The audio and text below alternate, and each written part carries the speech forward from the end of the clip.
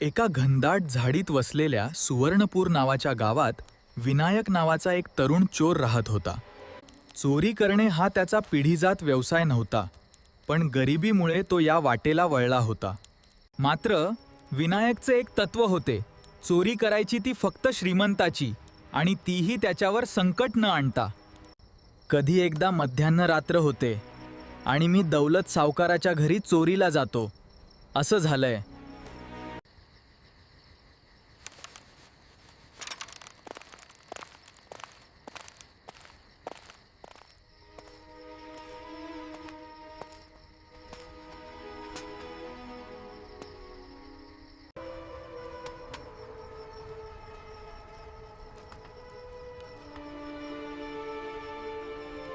अरे बापरे, सावकाराकडे तर फार धन आहे.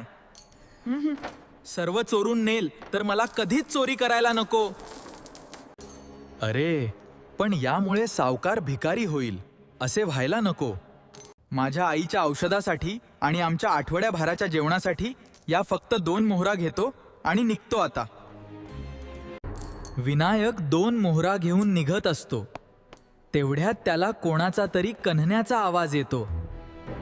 विनायक तिजोरीच्या खोलीतून दुसऱ्या खोलीत जातो तर काय, तिथे सावकार तापाने आजारी असतो.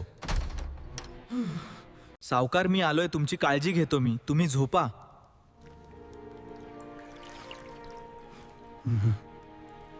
रात्रभर सावकाराच्या डोक्याजवळ बसून विनायक त्याची सेवा करतो. अरे देवा, आता पहाट होत आलीये, मला आता घरी निघायला पाहिजे, नाहीतर मला लोक पकडतील. काल रात्री गावातील ज्या चोराने सावकाराचे प्राण वाचवले आहेत त्याला मान सन्मान मिळेल. तो चोर आज इथंच आहे. तो चोर जर समोर आला तर त्याला सावकाराकडून 100 मोहरा बक्षीस मिळतील. आपल्याला जर या मोहरा मिळाल्या तर मी माझ्या आईचा चांगला उपचार करू शकतो. आपण पुढे येऊयात. मी केली चोरी आणि मी प्रायश्चित्त घेण्यास तयार आहे. विनायक, नाही. याला घेऊन चला, सावकार वाट बघत आहेत. विनायक, तुमच्या सचोटीचं मी कौतुक करतो.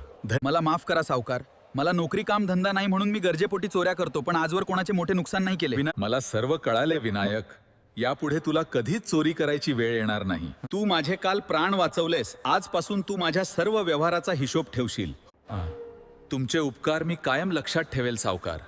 लक्षात ठेवायची गरज नाही बाळा, हे तर माझे कर्तव्य आहे. पाहिलात ना मित्रांनो, विनायकच्या इमानदारीचे त्याला चांगले फळ मिळाले. जर तुम्हाला माझी गोष्ट आवडली असेल तर लाईक, शेअर आणि सबस्क्राईब करा, आणि पुढील गोष्टीसाठी बेल आयकॉन जरूर दाबा.